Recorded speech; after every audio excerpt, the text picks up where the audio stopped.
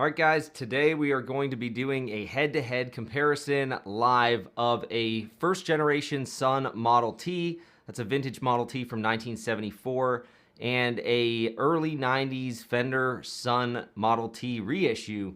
Now, if you saw my reel on Instagram or here on YouTube recently, I posted a quick comparison video of these two amps. And many questions have arisen about them over the years. How are they similar at all? Are they entirely different? And so I thought it would be fun today to kind of sit down together and do a little bit of a comparison of the two, just because I don't think anything like that really exists. So here we are. We've got a first generation Sunn Model T here. Is kind of like a Marshall Plexi, except for a lot more bassy. It's got ultralinear transformers, 6550 power tubes. They're about 150 watts. So really bass heavy amps. And let me see, we got live chat here. Hopefully some people are joining the stream.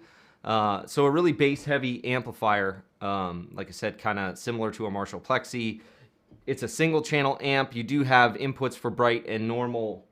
You do have bright and normal inputs, which each have their own individual volume, and then you have a master volume on the amplifier.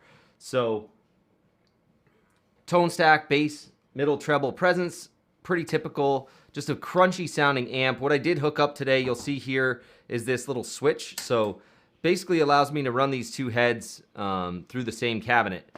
And when that light is on, the Gen 1, the bottom amp is going to be on.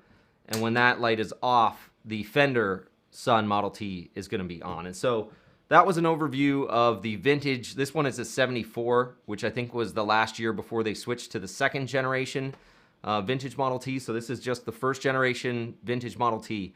And then up here, we've got the early 90s Fender Sunn Model T, which is truly an entirely different amplifier. Sounds different, although cosmetically it looks similar. Very different amplifier overall. So this amp is really, at the end of the day, kind of like the Fender twin of that era, just completely rehoused. So some of those amps get called the evil twin. I mean, you can get them still for $500, I think, or probably $500 or $600. Basically the same amplifier, the Fender evil twin, which is the same as their reissue Model T from that era. And what you have here is a 2-channel amp that's foot switchable. You've got a kind of a normal channel, which is clean, except super sensitive to the volume knob. Like, it basically has a lot of headroom and goes from 0 volume to super loud, even to the point where it's impossible to control it at like a bedroom volume. It's either super loud or super quiet. And then channel 2 here is really a high gain channel, much higher gain than anything you could ever get out of the Gen 1 amplifier.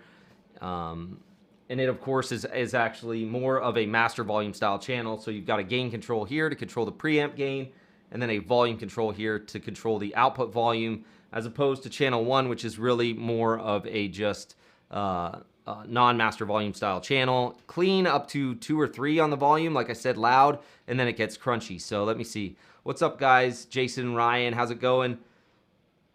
Saw Sunn last Wednesday. Awesome. I saw him like 2 or 3 weeks ago in Asheville at the Orange Peel here in North Carolina. It was a great show.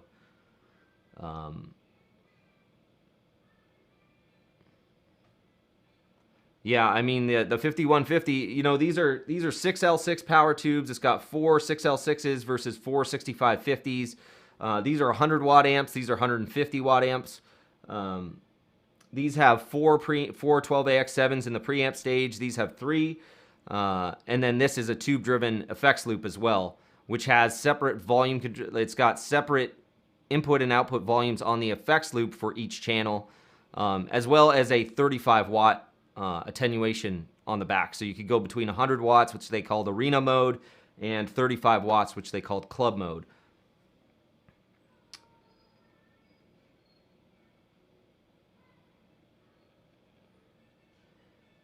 Is the reissue bigger? They're about the same size. I think it's slightly bigger. Like we're talking millimeters, but you know, maybe 5 millimeters or something. It's slightly bigger.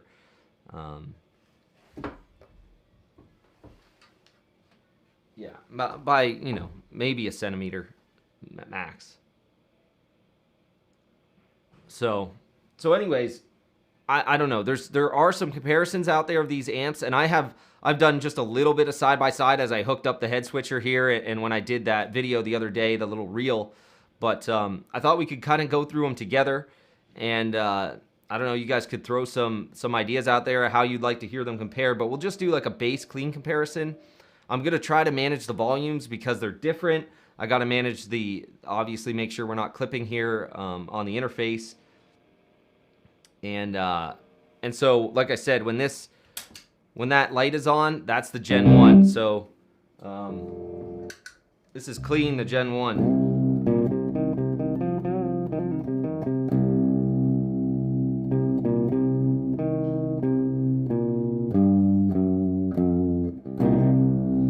And that's only on 2 on the channel volumes. That's through the center jumpered input.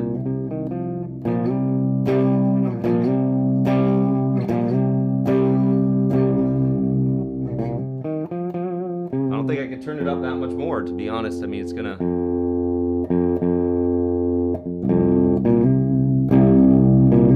See, it's already clipping there.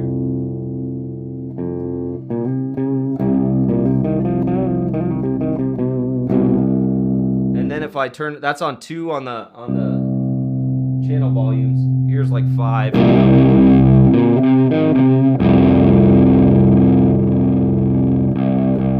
Kind of crunches up.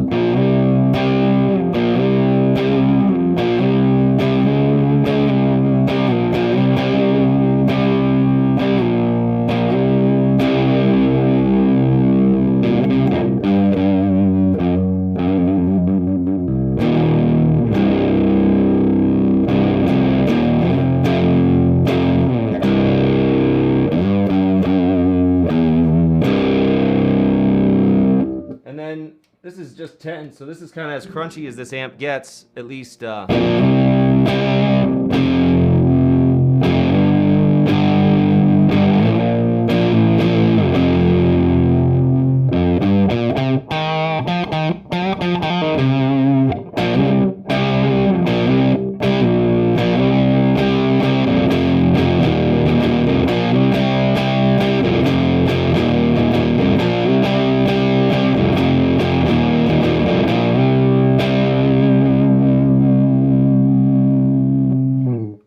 So that is the Gen 1, and that's kind of as crunchy as it gets. As you can tell, it's kind of just a classic rock sounding amp.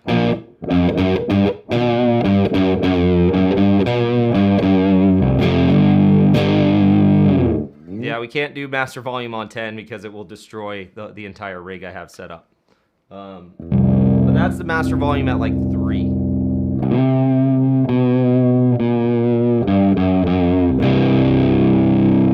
So this is if we switch to this is the Fender Model T now.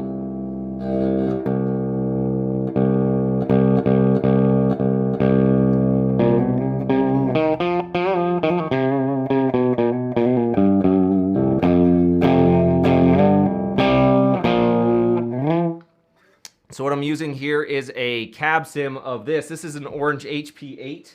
Which is loaded with G12K100, Celestian G12K100. So it's a 400 watt Orange HP8 cab, but I'm actually not playing through the cab. I'm playing through the 2 notes dynamic impulse response of that cab. So,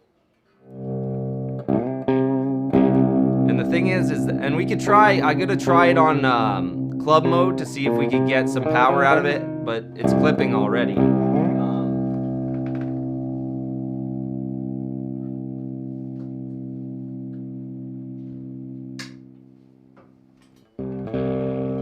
Not going to take much out of it. That throws it on the 35 watt mode.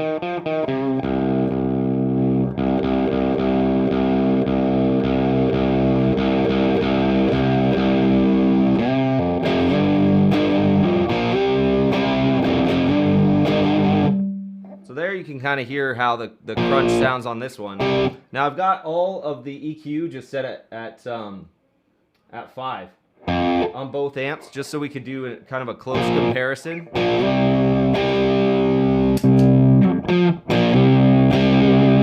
So there's the Gen 1. This is the Fender.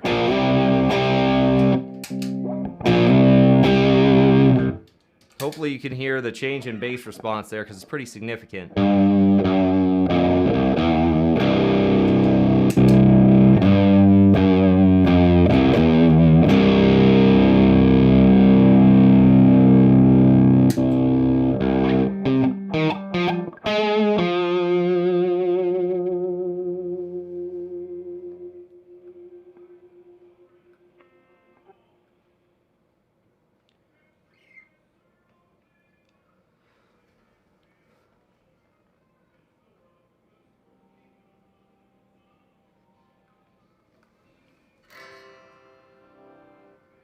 So,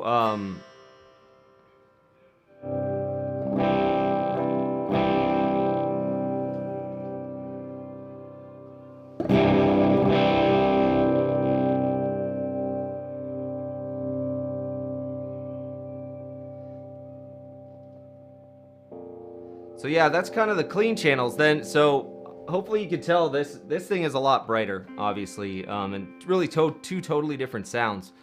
This does kind of crunch up like a Plexi would as well. It's just a brighter overall sound than this. And then you've got the gain channel on this amp, which is totally different, right?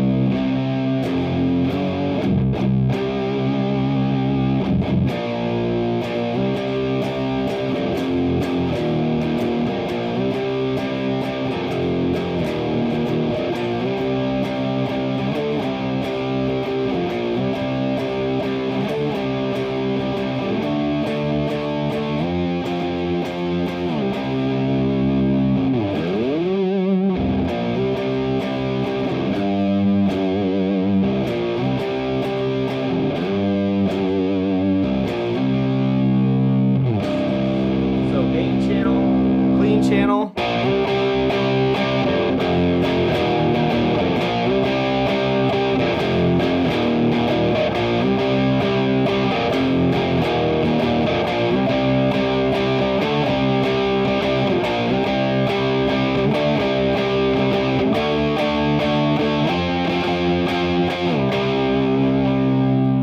And then Gen 1.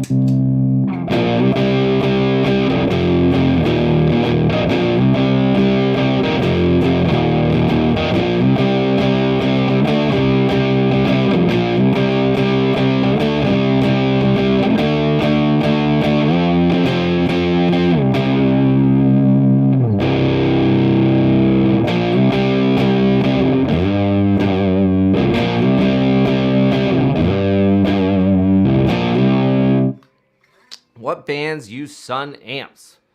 What are the most famous bands using Sunn amps? Sunn, Boris, Goat Snake, you know,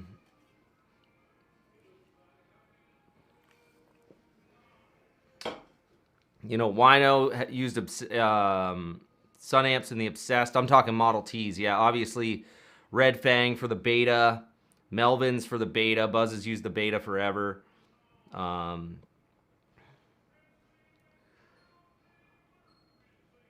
Oh man, oh cool man, Robert, put down money on a 378 Gen 1. I think you'll get a really nice amp. I think probably at a more accurate representation of the Model T than we will get from Sunn themselves, and certainly at a much more affordable price point. I think I heard he's somewhere in the 3K range on those. What do you think about Angle amps? I don't know the first thing about them, to be honest.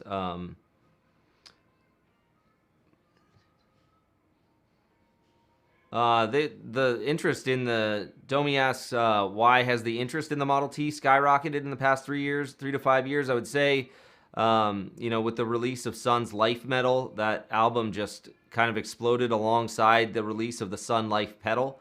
And I think that brought a lot of attention to the band and the amps and kind of their entire setup, which then led to the market inflating the prices of the vintage Model Ts, which are, you know, more rare and vintage, and so they've just gotten to be more expensive. Would you? Some Model T. Yeah, I mean, you know, the guys at Sunn have said they're going to be doing a Model T reissue, um, but it's probably going to be over $5,000. You know, is what everyone says. Um,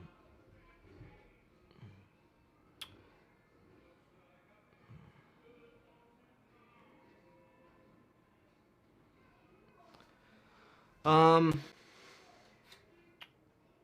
yeah, I've actually got a life pedal hooked up.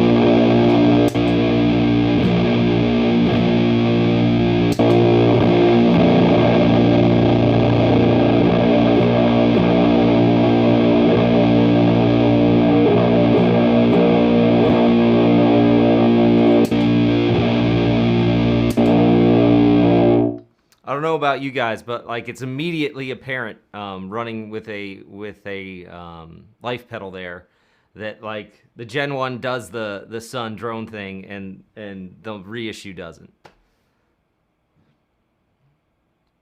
I mean, you could just the difference between the two tones to me is dramatic. I'm curious what you guys are hearing, but right there I was just switching between them, right?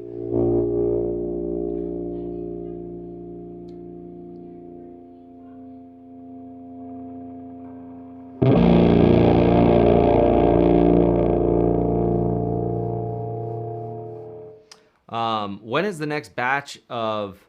Yeah, Wall of Sleep, no question. Big difference for toning. Which is funny, because most people, I mean, it's not even close. Gen 1.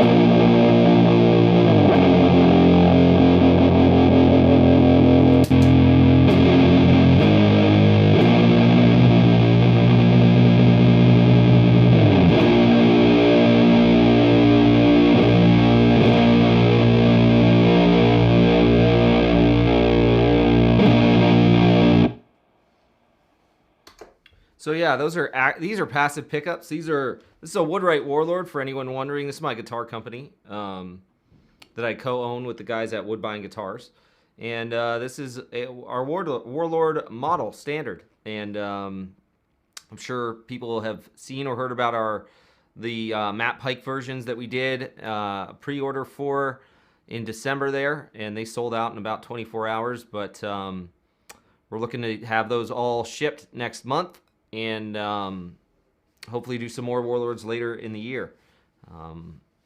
But if you're looking for one, I think we have one of these, like a B stock of this white one left on the website, doesitdoom.com. So yeah, so I'm curious what everybody thought there of those two amps. They sound a lot different, obviously. Nothing alike to me. The reissue does sound good, but in that pure drone context, I think you could just hear the lows on that original Model T are just bigger.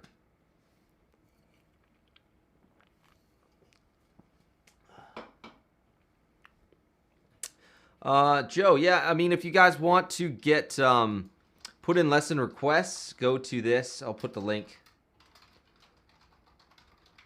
.com/requests. If you have a lesson request, just go there and type it in, because that's my official list, and that's the only way I can keep track of all the requests that come in.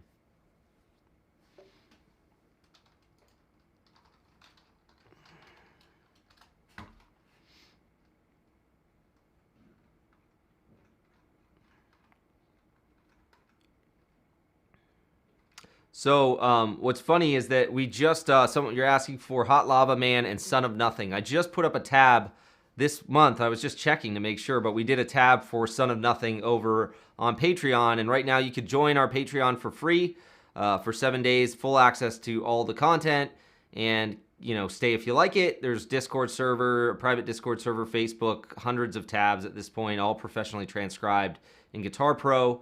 But we just put up Electric Wizard Son of Nothing a few days ago, so check it out.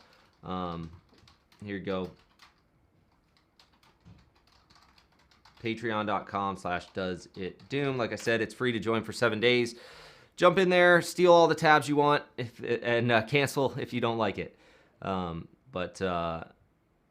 so there those are. But yeah, these are our Barbarian spec pickups in this thing. They're Alnico 5. This one's wound to, so passive pickups. This one's wound to about 13.1 K ohms. And this one I think is around like low 8s, low 8.1 or something like that. I've been playing on the bridge pickup for this stuff. Yeah, the reissue of the Model T is not an ultralinear amplifier. It's really a Fender twin of the same era.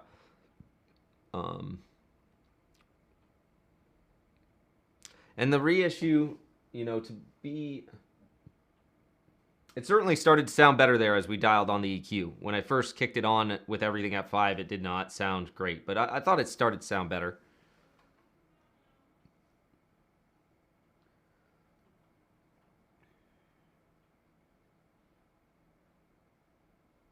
Yeah, these would be considered this is definitely a hot PAF, and this is like a slightly hot PAF, but this is definitely hot.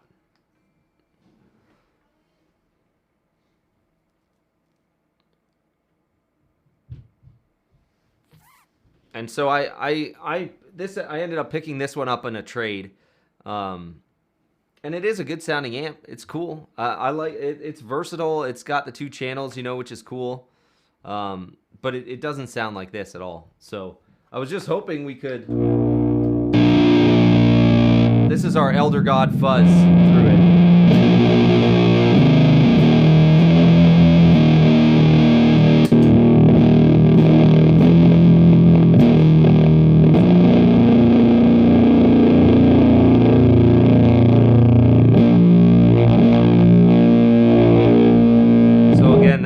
It sounds much better through the Gen 1, to my ears anyway.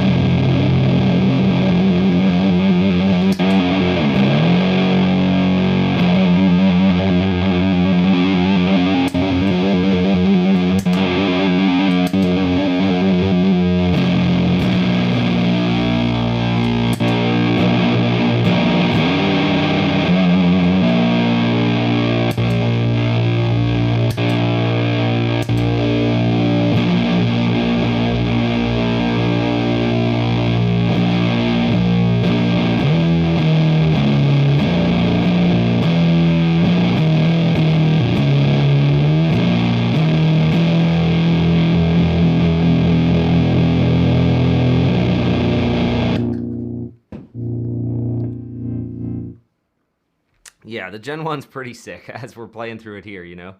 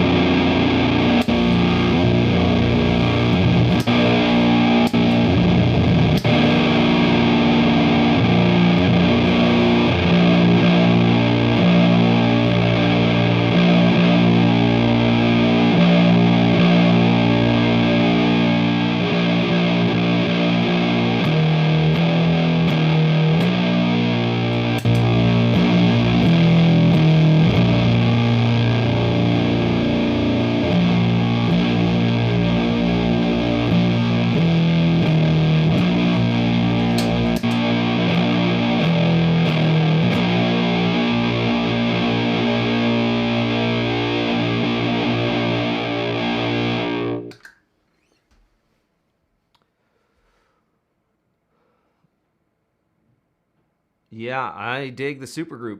I I have a 69 LBO 60, so a 60 watt, and I have a 6900 watter as well.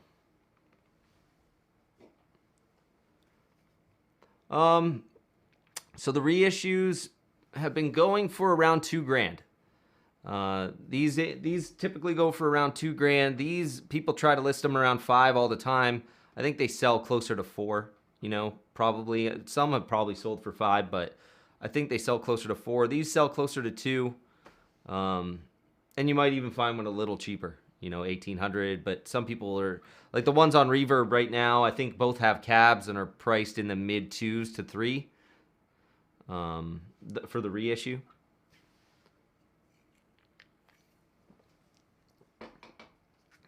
And then, yeah, the reissue also, obviously,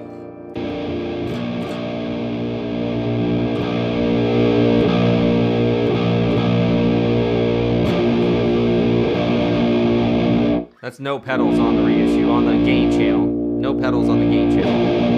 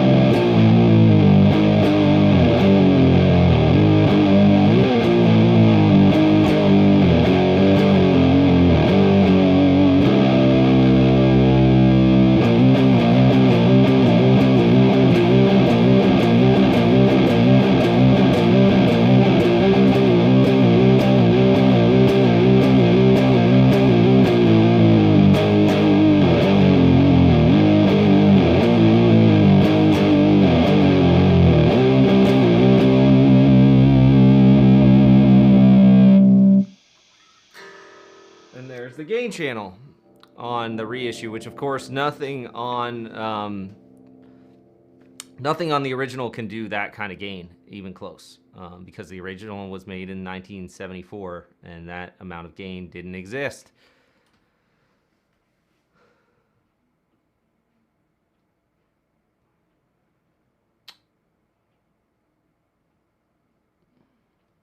Yeah, the mix of the 2 amps would be good for sure, no doubt.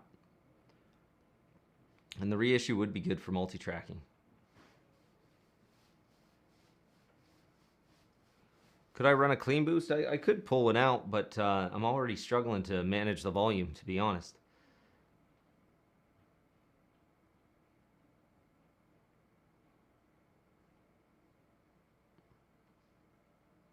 Yeah, it's weird to think about it, because I think about it, 2K, like, it is a pretty nice amp. You know, at the end of the day, like, what should it cost relative to, you know, a rocker verb or something like that, you know? I guess is how I look at it. You know, should it be that much cheaper, based on today's market? I mean, it would be nice if they were just floating around used for $900 like they did forever. You know, even just, I mean, I can't remember when you could get, like, how long you could get them for $900. It seemed like they jumped fast. Like they missed like 1,500. It's like they went pretty much to $2,000 pretty quick. I remember seeing them for 1,900, and then all of a sudden, or 900, then all of a sudden some music shop had one for $1,800, and then all of a sudden they were 22, 24, you know, people trying to sell them for $2,500.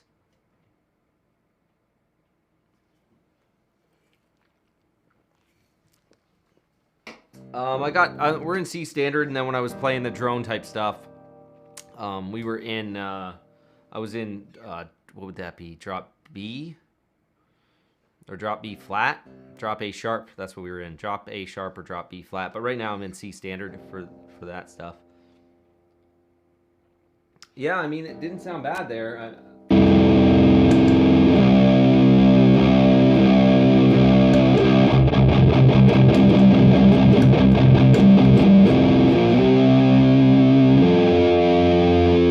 Actually a prototype of our Bauer Power overdrive here. We'll play Sister Fucker.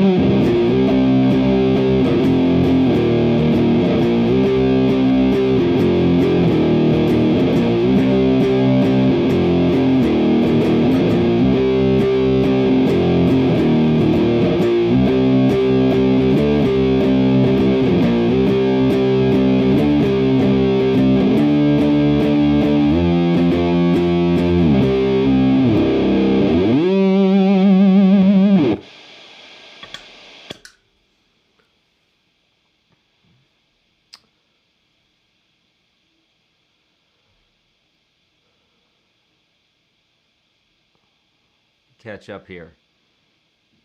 Yeah, the Bauer Power has been fun to work on. So it's like, we took, like, Jimmy's always used the SD1 and then the Randalls, and more recently the Ampeg. So we took the SD1 style overdrive circuit, and we added a kind of power amp distortion circuit to it. And so you could tweak the two overdrives in tandem, like the power amp distortion style overdrive along with the SD1 style overdrive, and it just is so killer. I'm really happy with it. I brought this final prototype over to Jimmy when I Hate God played here. Was it this week? I think it was like a few days ago, maybe Wednesday. And he played it live. It just sounded awesome. Killer show at the Milestone here in Charlotte. And so for that tone, I'm in C standard. I'm on the bridge pickup. We got our tone knob rolled to 0, you know, to kind of...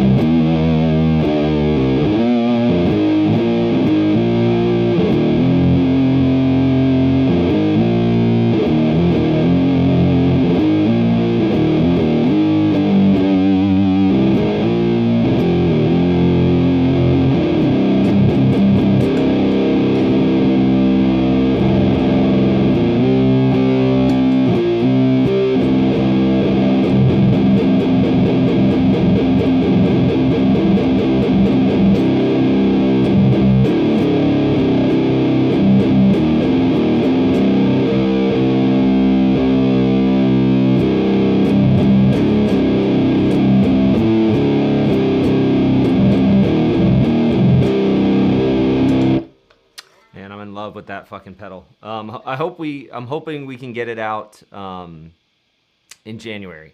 We're working on art now. Jimmy's good with how it sounds. He finished up the tour with it here, and hopefully we'll get it out for you guys in January. Bauer Power Overdrive, really cool.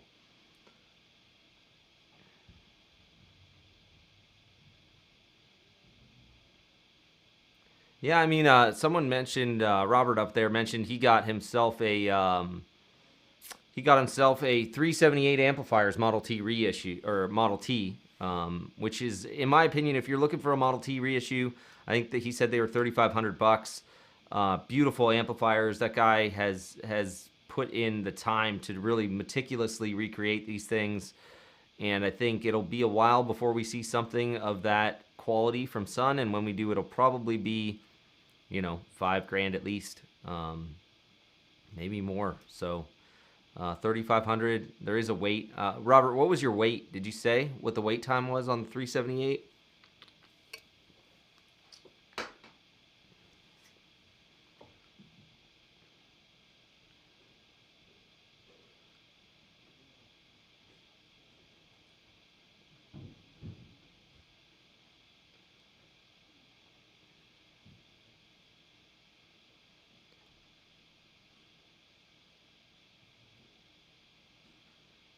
Yeah, I mean, probably, you know, it's just a big endeavor to jump into amps. You know, we're already doing pedals and pedal boards and guitars.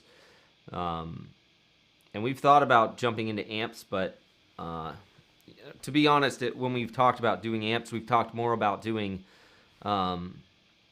solid state stuff. Solid state kind of recreations of some of the classic amps. So like a solid state Model T or a solid state Supergroup or a solid state GT120. Something along those lines that could be more affordable for people. Because if you're going to do a reproduction of a Sunn Model T, I mean, it's going to be at least $3,500, and I don't know.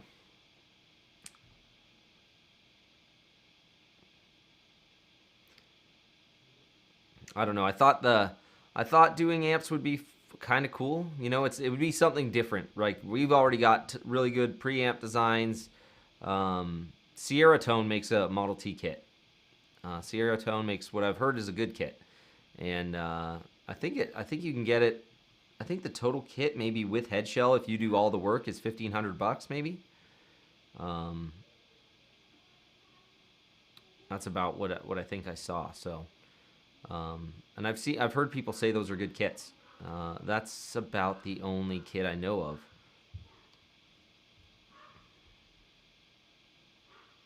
Yeah, if we did a solid state Model T, it would be JFET for sure. I mean, I think that would be the way to go. I've actually got a solid state supergroup we did with JFETs. That's kind of like our Walpurgis Tony Iommi based Sabbath pedal. Uses a full, it's a single knob design that we did, but obviously internal is a full JFET Laney supergroup preamp, and we just dialed the circuit to have fixed knob positions on the amp, but we built a separate solid state, I think it was 15-watt head, and I've got it in my cabinet over here, but we never ended up pushing it any further. But it is something we've talked about. But I think that would be more the route we would go as opposed to diving into tube amps. I mean, tube amps are it's a big deal to start trying to build tube amps. And you mentioned partnering with Mojo Tone because obviously they already do that stuff. So that's not a terrible idea, actually. It's something I haven't thought about because we partner with them now. We used to build all of our Doom boards in-house, but when we started building pedals, we found like we only had a certain amount of space, and it's hard to have a full wood shop and a full shop to do pedals. So we took our pedal boards, and we were already using Mojo Tone to do a bunch of the supply as our main supplier for Tolex and like corners and feet and piping. And everything that we used to build the amps was coming, or to build the pedal boards was coming from Mojo Tone. Yeah, they're like a 3-hour drive or 2.5-hour drive. I've been up to their shop a bunch of times. So they're close to Wilmington, so close to the beach. They're in Burgon, North Carolina. I'm in Charlotte, so that made a lot of sense for us to just move our production over there. And they've got people who are really great at Tolex work, and so we get the boards built there these days, which is cool. And it is just a couple-hour drive away. So, but yeah, we have talked to them about the possibility of doing head shells for amps for us, and I think that was more the direction we talked. We would build the amps and they would do head shells, but you know. And someone mentioned, have we thought about doing pickups? I mean, we talk about it all. We're geeks about it, right? We love it all, and so it'd be fun to do anything related to guitar, really. Make the amps. Yeah, the amps is cool. I don't know if you guys would dig the solid state idea, but my problem is still at heart I just love old, loud ass tube amps. So part of me has a little bit of a, reservation about building a bunch of solid state amps for that reason, because I still just at the end of the day I love big old loud tube amps.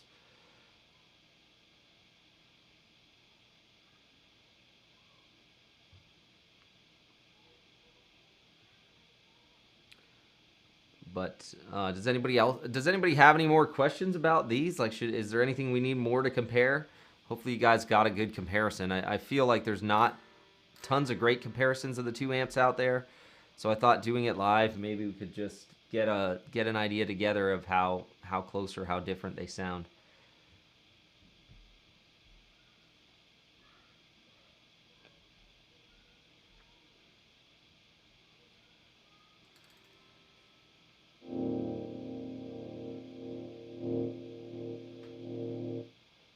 Wheels of Confusion. I love that song.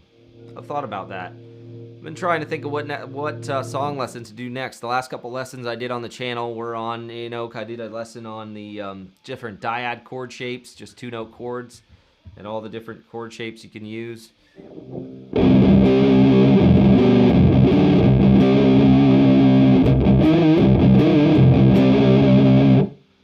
And then we did kind of a lesson on the blues riff box, I call it.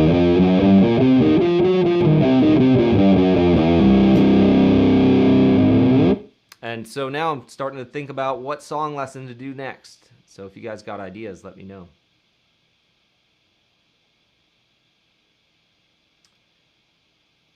Hey, Kevin. Yeah, man. You know, that's what I thought too. I didn't know, and I didn't know about. I find that it like comparing amps is tough in like a produced video. I just thought it would be maybe easier in a setting like this to go through the different tones and hear kind of how the two sounded. I hopefully you guys got a good idea from that. Hole in the Sky. I've thought about doing that.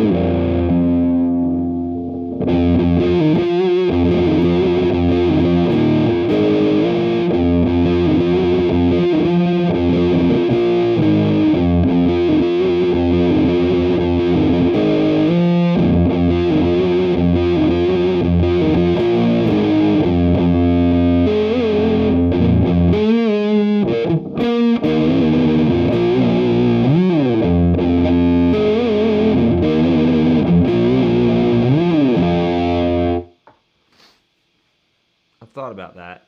Hawk as weapon. Haven't I done a lesson on that? I feel like I've done a lesson on that. Let's see. No, maybe not. Maybe I did Crown of Talons. I at least let me look through my tab library here.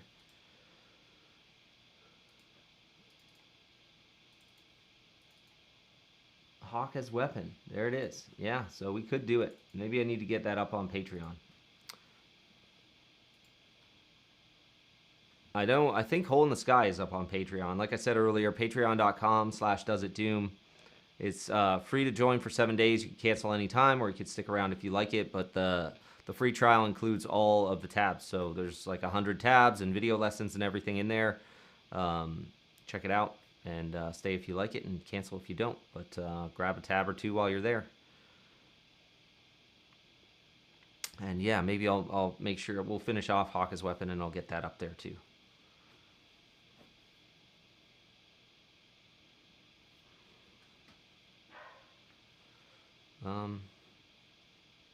But yeah, man, I enjoyed hanging out with you guys today. It's been almost an hour. Hopefully we did a good comparison here. You know, if you have any questions or want to see anything more or have any questions about the amps, just hit me up.